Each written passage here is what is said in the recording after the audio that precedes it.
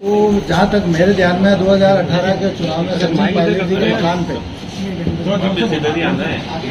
सचिन पायलट साहब के मकान पे हम सब खड़े थे। रलावता जी थे, मैं भी था, बायती जी भी थे, रामनारायण गुजर थे, करीब करीब कांग्रेस के सारे नेता वहाँ मौजूद थे।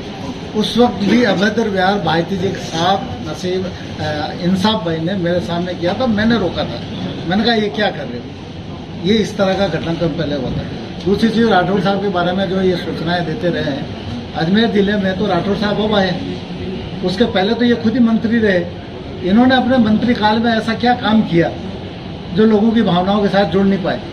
अब राठौर साहब अगर आ रहे हैं, आज वो चाहे नसीराबाद जा रहे हैं, चाहे ब्यावर जा रहे हैं, चाहे पुष्कर जाए, चाहे अजमेर रहे, सब कांग्रेसियों के साथ मिलकर काम करने की कोशिश कर रहे हैं, तो इसमें क्या एतराज होना चाहिए। अगर कोई पार्टी का लीडर अजमेर जिले में आके एकजुट बांध के अगर कोई काम करना चाह रहा है तो हर आदमी को जुड़ना चाहिए, और इसी वजह से लोग जुड़ रहे हैं। आप देख भी रहे हैं, जैसे पुष्कर विकास प्राधिकरण, पुष्कर में जो गंदे पानी की व्यवस्था है, अजमेर में पानी की व्यवस्था।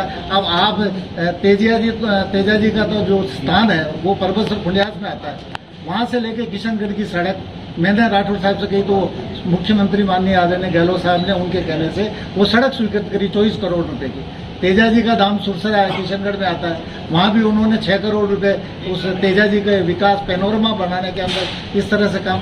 तो जिले के अंदर अगर सबको साथ लेके अगर कोई कांग्रेस के साथ मजबूती दे रहे हैं, तो इस तरह से अगर उनको जो हाईलाइट कर रहे हैं तो ये गलत बात है। कांग्रेस में ऐसा नहीं होना चाहिए मेरा।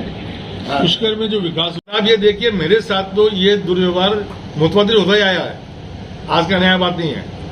एक दो गवाह दिया रामस्वरूप जी है, या वो अपने मुंह से बताएंगे, मैं मुझे बताऊं, मैंने कभी इन बातों को प्रकट ही नहीं किया।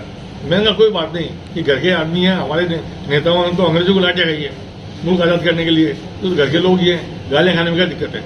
लेकिन जब कल देखा मैंने कि जिस प्रकार से उन्होंने झूठ परोसा, जिस प्रकार से उन्होंने धर्मेंद्र राठौर को टारगेट किया, जिस प्रकार से उन्होंने इस घटना को नकारा, इन सब बातों को लेकर मुझे लगा कि प्रेस के भाइयों से मुझे वस्तुस्थिति बताना चाहिए ताकि जनता को पता पड़ सके कि वस्तुस्थिति क्या है। और वस्तुस्थिति में जो बात तो थी महात्मा गांधी दिवंगत समिति और अपने अहिंसा शांति निदेशालय के विभाग के कार्यक्रम को डिस्टर्ब करने की, और बात लेके घुमा करके वो दूसरी जगह। अदरवाइज क्या जरूरत थी इतने प्रदर्शन करने की, इतने तमाशा करने की, कोई जरूरत नहीं थी। मैंने पूरी घटना की जानकारी मुख्यमंत्री जी को दी, हमारे पीसीसी चीफ को दी, रंधावा जी को दी, अमिताभ धवन जी को दी, वो उनसे बात कर लेती, वो मुझे बुला के बात कर लेते। मेरी गलती होती मुझे डांट देते। हाईकमान कुछ भी कर सकता था, लेकिन उनकी यदि मंशा साफ होती और मंशा में कहीं राजनीति नहीं होती या कोई वेस्टर्न इंटरेस्ट नहीं होता तो शायद वो बात नहीं करते। कई बार इसमें लगता है कि मुझे इसके अलावा भी और लोग हैं इसमें इन्वॉल्व जो उसको हवा दे रहे हैं। अब वो कौन है क्या है ये कुछ समझ में परे बात है, लेकिन मेरा मानना यह है कि जिस प्रकार से उन्होंने डिस्टर्ब किया हमारी उस सम्मेलन को, प्रशिक्षण शिविर को, वो नितांत रूप से राजकार्य में बाधा है, क्योंकि वो सरकार का प्रोग्राम था, सरकार ने कार्यक्रम किया, और जो वीडियो सामने रिपोर्ट दर्ज कराई है उसमें हमारा कोई लेना देना नहीं है। वो उनकी अपनी मंशा थी, उनकी अपनी पीड़ा थी। एक व्यक्ति को आप जब ज्यादा प्रताड़ित करोगे तो ये परिणाम आते आता है। जब मेरा जैसे आदमी आज अंतिम रूप से यहाँ तक बनने के बाद आपके पास आया है, तो निश्चित रूप से सहन करना हर एक बच्चे की बूते की बात नहीं है।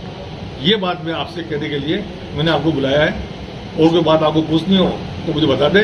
लेकिन मैं आपसे जरूर चाहूंगा कि वो वीडियो जो वायरल हो रहे हैं वो आप अवश्य देखें, और वीडियो के बाद आपको लगे कि मैं जो कह रहा हूँ बात सच है, तो मेरा पक्ष भी आप जनता को बतावें कि हकीकत में क्या है, वस्तुस्थिति क्या है, और ये जो कह रहे हैं वो बात क्या है। रामचंद्र जी, 24 साल